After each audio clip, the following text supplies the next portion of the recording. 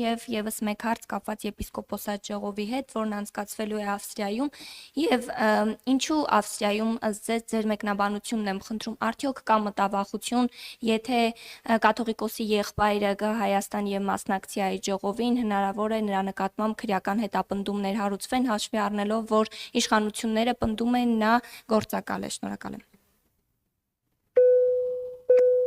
Հերթով գամ, հունվարի 27, նախ գիտեք, այդ մեղադրանքը իշխանական, տմարդերը հատկապես դաշնակցական պատգամավորների համար, որովհետև մեր շատերի համար տարին սկսում է, օրինակ հունվարի 2-ին Շահեն Մեղրյանի ծննդյան օրն է Եռաբլուր այցելելու, հունվարի 27 ենք ասում, բայց հունվարի 26-ին մերոնցից շատերը լինելու են Եռաբլուրում, այցելելու 92 թվականի հունվարի 26-ի Քարինտակի հերոսական պաշտպանության ժամանակ նահատակված Նորիկի, Կարոյի, մյուսների շիրիմներին։ Ու այդպես շարունակ։ Այսինքն այդպես չի, որ մեկ օր է գալչկա դնելու համար այցելում ես Եռաբլուր եւ վերջ։ Ի վերջո սեպտեմբեր 19-ին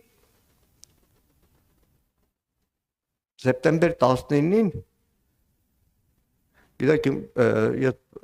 Եռաբլուրում եղել եմ դեռ երիտասարդ առաջին ուղարկավորությունը Եռաբլուրում եղել է 90 թվականի մայիս, բայց այսքան տարվա մեջ ավելի ահավոր զգացում, քան 24 թվականի սեպտեմբերի 19-ն էր, այն ինչ որ կատարվում էր Եռաբլուրում, երբ որ հարյուրավորներն այցելել էին մեկ տարի առաջ ադրբեջանական ագրեսիայի, Հայաստանի եւ Հայաստանի զինված ուժերի կողմից դավաճանված պաշտպանության բանակի նահատակության մեկ տարվան ուղղակի ահավոր էր դա։ Ինչ վերաբերում է Գերագույն հոգևոր խորհրդի նիստը այլ երկրում անցկացնելու։ Իդեպ սա նորություն չի, առաջին անգամ չի։ Փաստեր կան։ Նույն Շատ վաղ է տեղի ունեցել։ Չէ, ասեմ ձեզ ինչի։ Կահիրեում։ Ասեմ ձեզ ինչի։ Որովհետև շատ վաղ որ ասում ենք տեղի ունեցել, որտեղ անցնող տասնամյակներին որևէ մեկը չէր պատկերացնի, որ Մայրաթոր Սուրբ Էջմիածնի տարածքը կասպատակեն հարյուրավոր ԱԱԾ-ականներ, որևէ մեկի մտքով չէր անցնի, որ քահանայի ժողովը, որի նախագահողը Միքայել arczepiskopos Աճապահյանն էր, վաղուց հայտարարված, որ տեղի է ունենալու Մայրաթորում,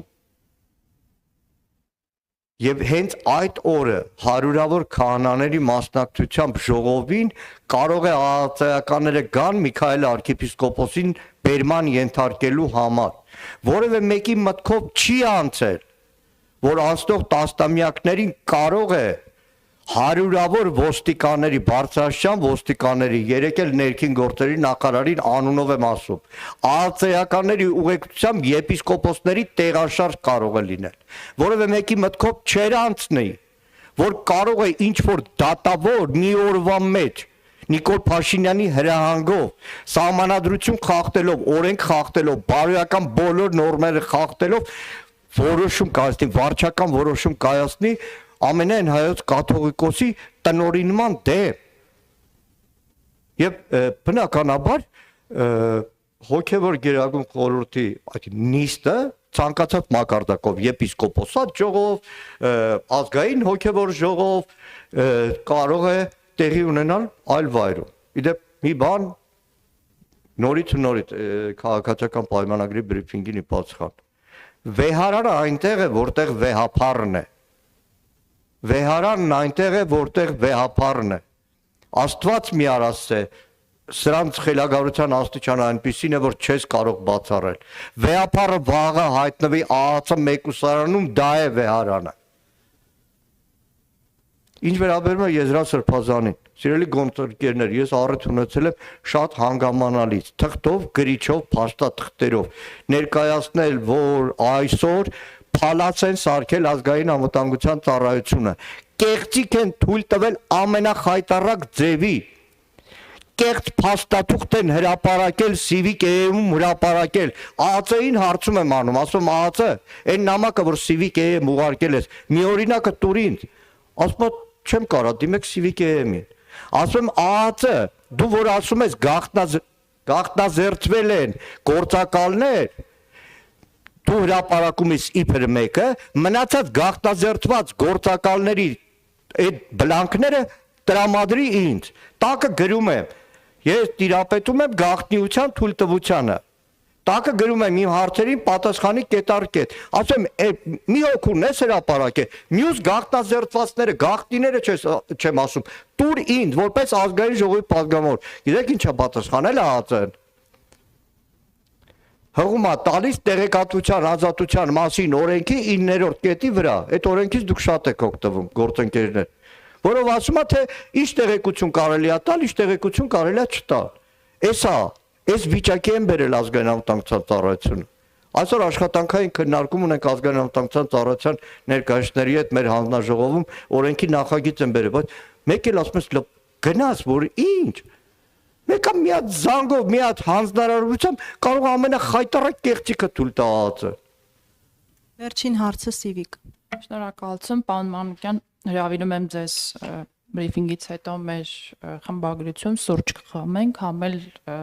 ձեր հայցած ԱԱԾ-ից հայցած, բայց չստացած հարցման պատասխանը կարող եմ կոպի անել, հանձնել ձեզ, հատկապես որ հարցումը ես եմ ուղարկել։ Կարծում եմ չեք մերժի։ Հիմա գամ հարցից, պարոն Մանուկյան, թեև ձեր գործընկեր պարոն Մամիջանյանն այսպես հեգնանքով, կամահրանքով վերաբերվեց, արտահայտվեց արտաքին հետախուզության ծառայության հրապարակած զեկույցին, բայց այդուհանդերձ ես մի մեջբերում անեմ դրա եզրակացությունից, մասնավորապես Հայաստանի հիբրիդային սպառնալիքները 2026 թվականին։ Խորագրի ներքո գրված է, որ 2026 թվականի ընտրություններով պայմանավորված, որին մասնակցելու են նաև Հայ հեղափոխական դաշնակցությունը, մեջբերման շարունակությունը, Հայաստանի դեմ արտաքին տարբեր դերակատարների կողմից իրականացվող ազդեցության գործողությունները մեծ հավանականությամբ կդառնան ավելի ընդգրկուն, բարդ եւ մասշտաբային։ Հավանական է կեղծ խեղաթյուրված կամ համատեքստից կտրված տեղեկատվության օգտագործմամբ տեղեկատվական վնասակար գործողությունների, վնասակար կիբերգործողությունների իրականացումը, ինչպես նաև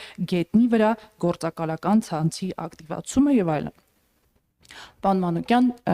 հետևելով ձեր հորդորին, փաստերը կողքի դնել եզրակացություններ անելուց առաջ, խնդրում եմ ասեք, փաստերը կողքի դնելով ըստ ձեզ արտաքին որ դերակատարներն է, որ շահագրգռված են Հայաստանում համապատասխան ազդեցության գործողություններ իրականացնել եւ ընդդիմությունը իդեմս նաեւ Հայաստան խմբակցության հեղափոխական դաշնակցություն կուսակցության ինչպես է պատրաստվում հակազդել հնարավոր հիբրիդային հարձակումներին։ Շնորհակալություն։ Նախ սուրճ էր կապած, այնքան Սիվիկի ապատեղեկատվություն է հուսել, որ չգիտեմ ինչ ձևով կարող եմ ձեր խմբագրությունը սուրճ խմել, կարող եք ուղարկել, շնորհակալ կլինեմ, բայց նաև ես էլ ձեզ սուրճի առաջարկ անեմ իմ աշխատասենյակում եւ կհանեմ տասնյակներով են հարցում նամակները, որոնք ուղղել են Պաշտպանության նախարարություն, ազգային անվտանգության ծառայություն, տարբեր գերատեսչություններ ու ասել եմ, լսեք, Նիկոլ Փաշինյանը, որ առավոտվանից գիշեր անպատասխանատու հայտարարություններ անում հիբրիդային պատերազմ ազդեցության գործակալներ, շպիոններ, բան։ Ինձ կարաք ասեք, օրինակ բանակի հետ կապված Պապիկյան Սուրենին 3 անգամ հարցնում եմ։ Նիկոլ Փաշինյանը, որ ասա 22 թվից առաջ Հայաստանի զինված ուժերի բարձրագույն հրամանատարական կազմը ինքնիշխանը մոտեցում չուներ։ Կարաք ասեք, այդ ինչ հետազոտության հիման վրա չեն պատասխան։ Բոլորն ասում են Նիկոլ Փաշինյանին Նիկոլ Փաշինյանի հայտարարությամբ բավարարվեք, տողատակով ասում են դե Նիկոլն է մի բան ասել է։ Ինչ վերաբերում է ազգային անվտանգության ծառայության զեկույցին, արդեն երկրորդ զեկույցն է, թե երրորդ զեկույցը։ Ինչպես։ Արտաքին հետախուզության։ Երկրորդ զեկույցի ծանոթանալով ակամա հիշում ես մենք ենք մեր սարերը ֆիլմը։ Իսկ մեկ մի հատված կասում, դու ես պետությունը Դու իրենք են արտաքին հետախուզությունը, նայեք, շատ մասնագիտական այդ զեկույց եկեք նայենք։ Եթե վերաբերում է խոսքը Հայաստանի արտաքին սպառնալիքների, ներքին սպառնալիքներին, ի վերջո մեր արևմտյան կողմում կա մի երկիր, Թուրքիայի Հանրապետություն, որը 35 տարի արդեն, 93 թվականից 32 տարի բլոկադայի է ենթարկում Հայաստանին, մինչև հիմա այդ Ռուբեն Ռուբինյանի սիրուն թիթեռները որ կան, հեսա երրորդ երկրի անձնագիր բան, որևէ բան չկա, սահմանը փակ է, բլոկադան կա, որ պարբերաբար Էրդողանի, Ֆիդանի, մյուսի կողմից բացառությամբ այս վերջին Նիկոլ Փաշինյանին ծնված խոսքերը, պարբերաբար հայտարարություն են հնչեցվում Հայաստանի Հանրապետության դեմ։ Մի երկիր, որտեղ բոլոր սոցհարցումներով թշնամի իբրև ժողովուրդ ու երկիր դիտվում է Հայաստանն ու հայությունը, այդ ամբողջ սպառնալիքների զեկույցի մեջ Թուրքիա անունը հնչել է 3 անգամ, այն էլ ճանապարհների հետ կապված։ Արտաքին հետախուզական ծառայությունը դիտարկելով Հայաստանի սպառնալիքները, որևէ տեղ չի էլ քննարկել, արդյոք Թուրքիայի կողմից սպառնալիք կա թե ոչ։ Փոխարենը հոգևոր մշակութային գործիչներին դիտում է սպառնալիք։ Այս շատ երկար թեմա է, անցած անգամ Քրիստինե Գրիգորյանին մանրամասն մեր հանձնաժողովում ասել եմ այն բոլոր խայտարակությունները։ Իրականում ձեզ ասեմ, ես վատ եմ զգում, որ մի երկրի խորհրդարանի падգամավոր եմ, որի եւ Պաշտպանության անվտանգության մշտական հանձնաժողովի անդամ եմ, որը քննարկում է արտաքին հետախուզությանը տրվելիք բյուջեի հարցը, որտեղ ազատ ոճով շարադրությունը ներկայացվում են որպես արտաքին հետախուզական ծառայության զեկույց։ Շնորհակալ եմ, ինձ արգելում են ելույթ ունենալ։ Ժամանակը սպառվեց պարզապես մեր ժամանակն ենք։